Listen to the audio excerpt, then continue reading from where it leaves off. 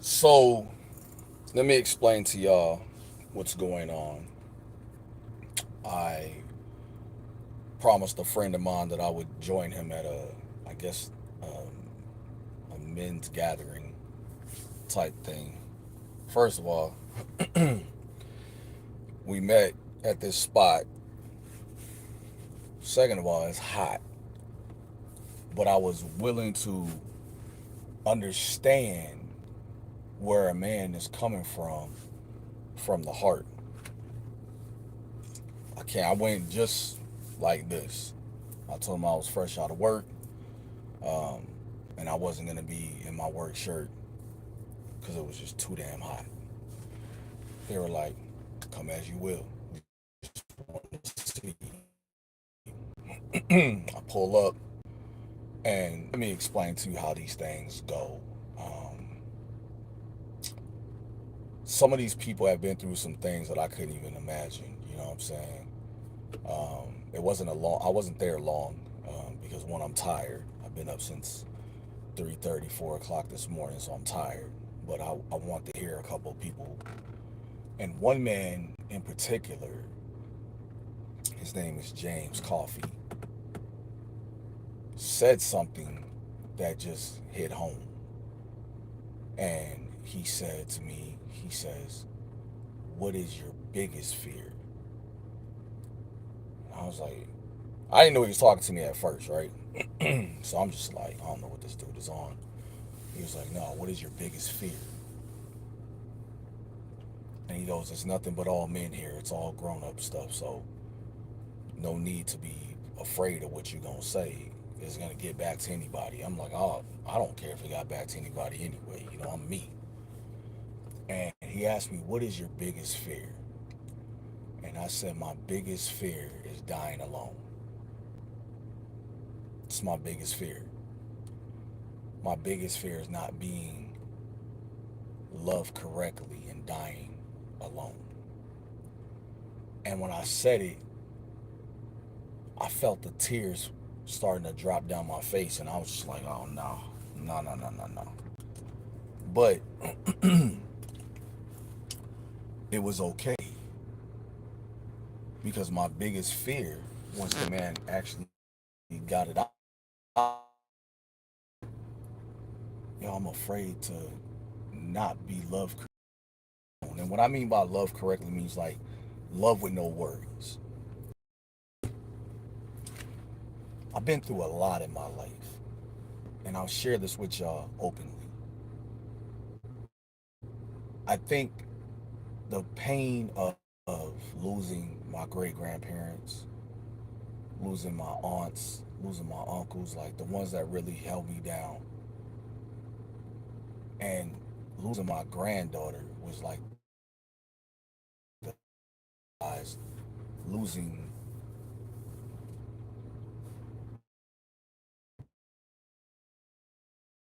love is way worse.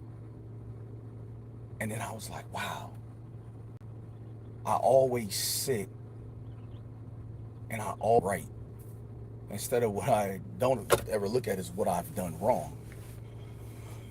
So when I opened up to these nice men, these nice gentlemen, one man said, "Let me tell you something. Why live in that moment?" I said, "Because that's all people can remember." He said, "Yeah, that's all they can remember. That's not what you can remember." I said, "True that." I said, "But let me clear the air. Like, if I walk a certain way and I talk a certain way, I'm this." I said, "But what happens when I say nothing? What happens when you say nothing?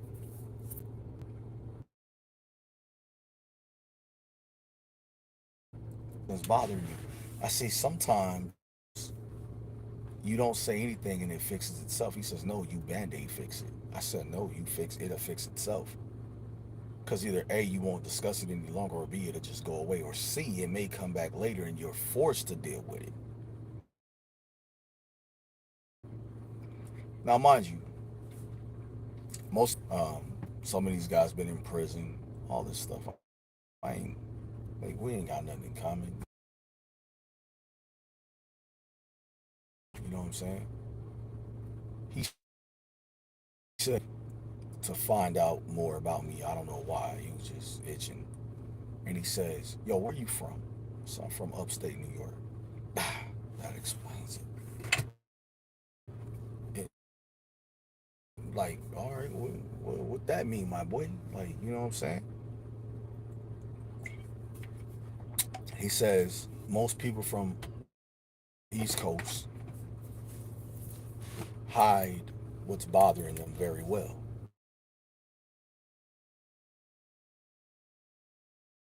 So where are you from? How do you know how most East Coast people are? I said, you ever been to the East Coast? He was like, no. How lame some that bullshit, you know what I'm saying? And I said, well, let me explain something to you. No, this is what he asked. He said, why, what was the in a relationship that was relevant? I said, the last thing I did, he was like, yeah. I said, I woke up that morning and I sent a good morning text like I always do. And he said, and then what? Then I said, have a great day. Love you. Send. He said, okay, let me ask you a question. How many times do you get a good morning text? And I knew he was going to try to play me like that. But I said, it's not about me receiving anything. It's about that person knowing what I felt in my heart, right? Then I asked him, what was the last thing you did today? Now, mind you, we're at this place. So I'm asking, what was the last thing you did today? He's like, oh, I stopped at the store, got something to drink, got me a bag of chips, and then I came here.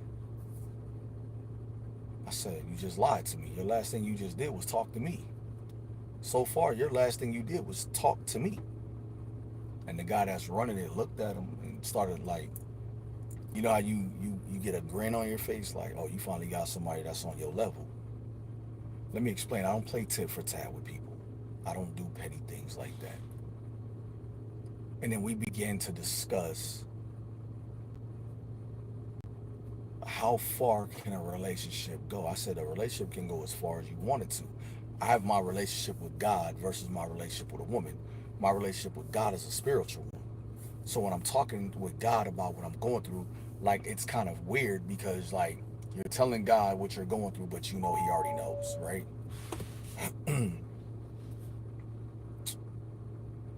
We went back and forth in a mature way.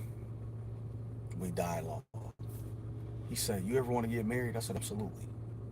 He said, what kind of husband will you be?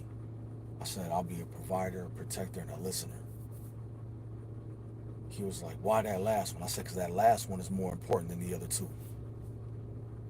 I got to be able to listen to my wife so I know what she's saying. She needs to listen to her husband so she'll know what I'm saying. He said, awesome. I've never heard it broken down like that. I said, I've lived a reckless life, right? I've lived that. You know, just reckless. And when you live a reckless life, like y'all see me keep looking because these cars keep doing like this. But when you live a reckless life, you find out that there's no happiness at the end of it. This morning when I got up, I was just driving. I had to go do something early this morning before I went to work because I knew I couldn't finish it by the afternoon, right? And I did that. Boom, I drove back to work. And the thought process was that it was just crazy to me. Like, you know what I'm saying? It was just crazy bad, yo. I don't know what I'm trying to do.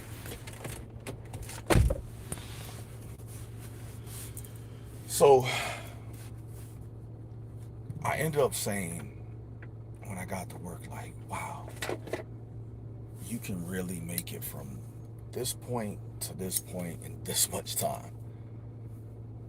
And I said, when will you begin to enjoy time? Not wasted time.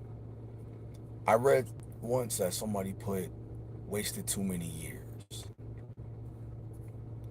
I wish I could say that I wasted too many years.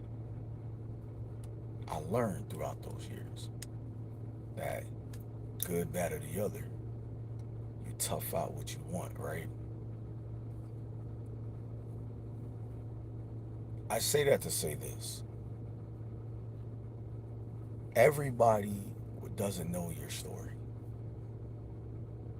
but everybody can know the ending.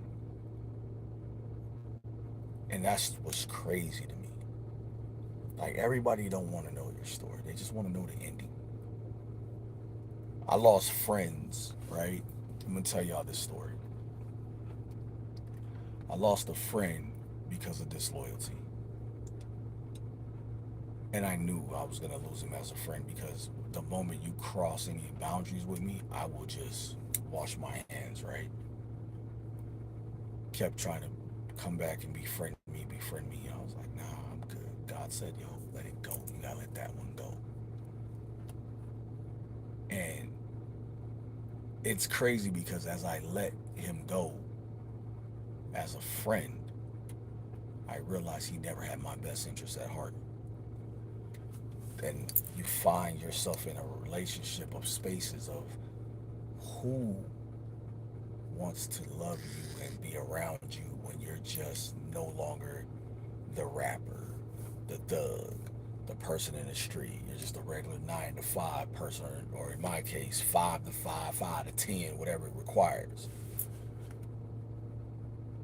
And then I really looked at my life and said, I've come a long way. A long way. I went from nothing to something, as they say. You ever seen a broken man? And I'm gonna say this to y'all. A lot of people will never understand a man who's been put on child support and all these other things, right? For 22 years. A man doesn't require or worry about paying it. It's the fact that somebody else owns his freedom at the drop of a dime, right?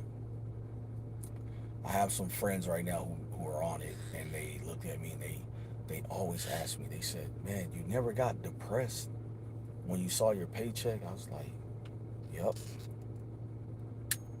You never thought about just ending it all? Yep. Man, we never knew that about you. I said, because what is in me is in me. A thought of ending everything when you're at your lowest point is when God will come and pick you up. See, a lot of people don't realize, like, yes, I used to walk around with a smile on my face and joking and all that, but I was in a dark, dark, dark place. I was lonely. Even though I was in a relationship, I was still lonely. Because when you're going through that, you want to do nice things for the person you with. You don't have the funds to do it. You ever seen a woman pay for everything? And you say, man, my life ain't gonna be like this forever. As soon as I get out of this situation, she gonna have everything, right?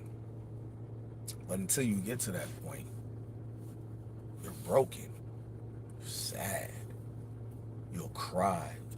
There's times I used to cry by myself. I ain't ashamed to say it to y'all because I'm a grown man. I would sit in my car, I would cry. I'd sit at work during my lunch break. I would cry because I'm going to explain that it wasn't that I was a bad father. It's just that I wasn't with who they wanted me to be with. I chose my happiness with who I wanted to be with. Even though they all had boyfriends and girlfriends and whatever else is, I realized that you have to stand by faith or you will fall by the wayside. I'm 49 years old. And I'm gonna be honest with y'all. Like, I'm getting emotional just telling y'all this story. I'm 49 years old. And I'm just now beginning to live my life in the last 3 years.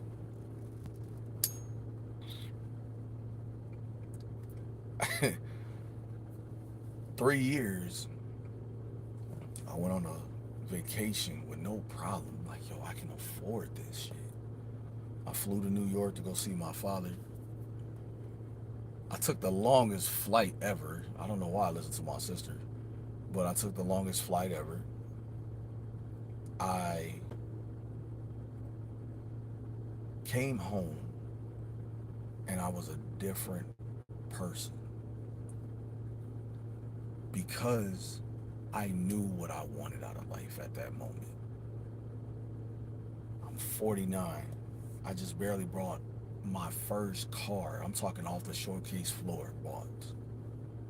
At 48, I bought it. I've only had this car a few months. I turned 49 and I bought this car, and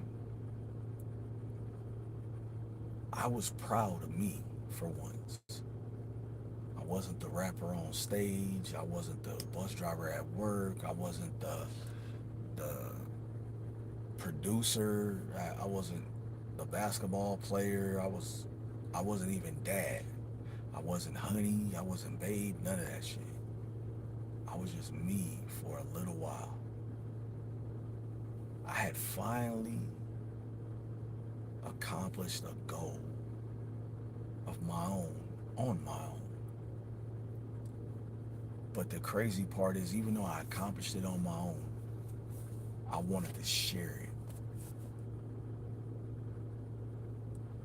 And you can always tell when people are not happy that you did something on your own. You can always tell. But you can tell the ones that are happy for you by the comments they make. And God let me hear all the comments and said, don't let them take this moment from you. I'm proud of you. When you're in a place where anything can happen, I'm here right now. I could be gone tonight.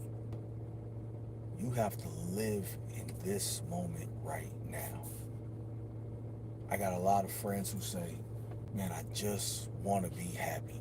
You got to be happy with you. Like me, I'm not, I can't be vindictive to people, first of all. I can't be vindictive. So when I'm just sitting there sometimes and I'm like,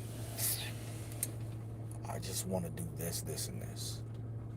Let my life be what it's gonna be. Let's go on vacations. Let's chill. And that's it. Like 2 more days from now, once I get off work, I'm gone. Get the room, go chill, yo, or whatever I'm gonna do. Because sometimes you have to remember, not everybody is in your corner. Not everybody's in your corner. Every once in a while, you'll have somebody in your corner. When I looked at how people were like trying to judge everything I do, right? I started to laugh because people will judge you on things that they have not a clue about. If you know me, like people who really know me, they be like, what time is it? Oh man, it's about 8:50. Yeah, if you want Carter to come do a show, you might want to call him before the next 10 minutes. I've had people be like, what? Man, listen, you better tell them before the next 10 minutes. I've had promoters be like, yo, call Carter, see if he'll come out. What time is it? It's 9 o'clock. No, it's 9:05. He ain't coming. What? He ain't coming. Why? I guarantee you, he got his shoes off and he already in the bed. I'm a different type of man, y'all. I don't want to be out. If I'm gonna be out, you need to tell me early in advance. Cause 9 times out of 10, I gotta get ready.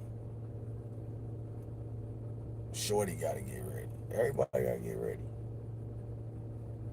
But if I'm in the house, everybody know. If I'm sitting on my couch or laying in my bed at 9 o'clock and I ain't walking out the door, forget about it. Forget about it. I'm going to bed. You know what I'm saying? I'm going to lay down and call it a night.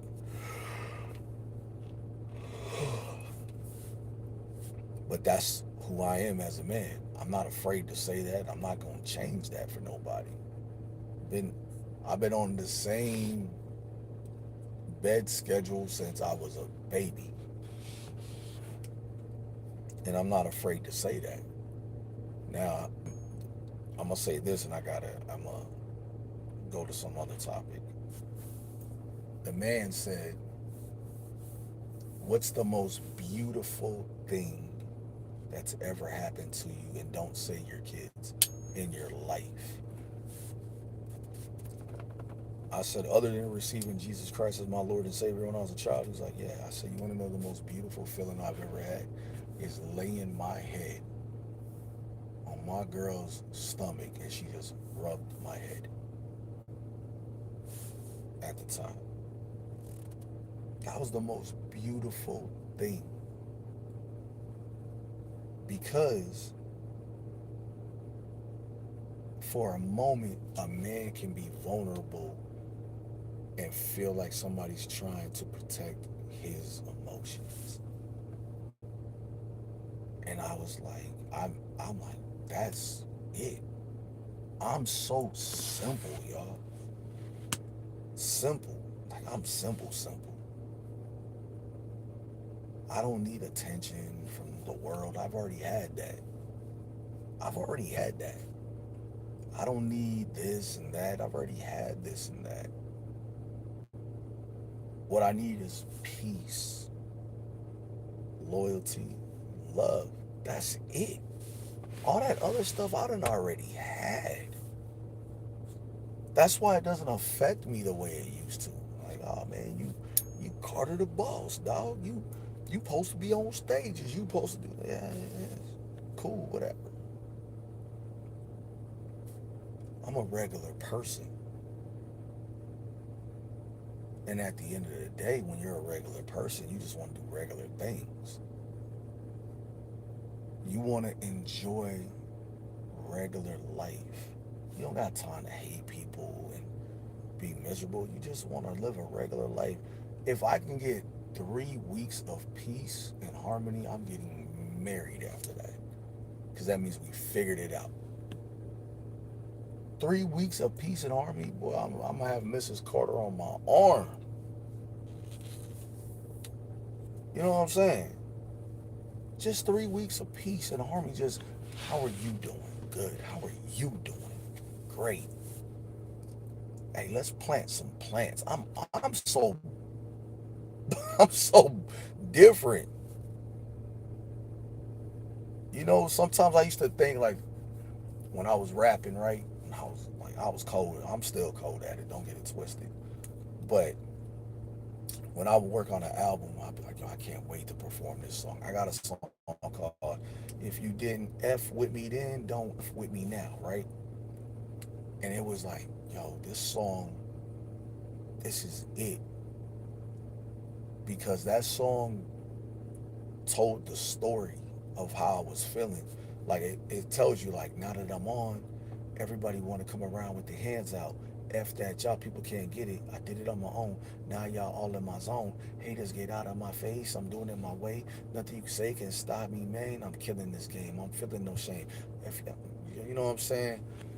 And it tells a story. And people were like, yo, dude, Don't F With Me song.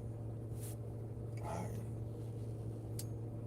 And I realized that song defined everything that I've ever felt in my life.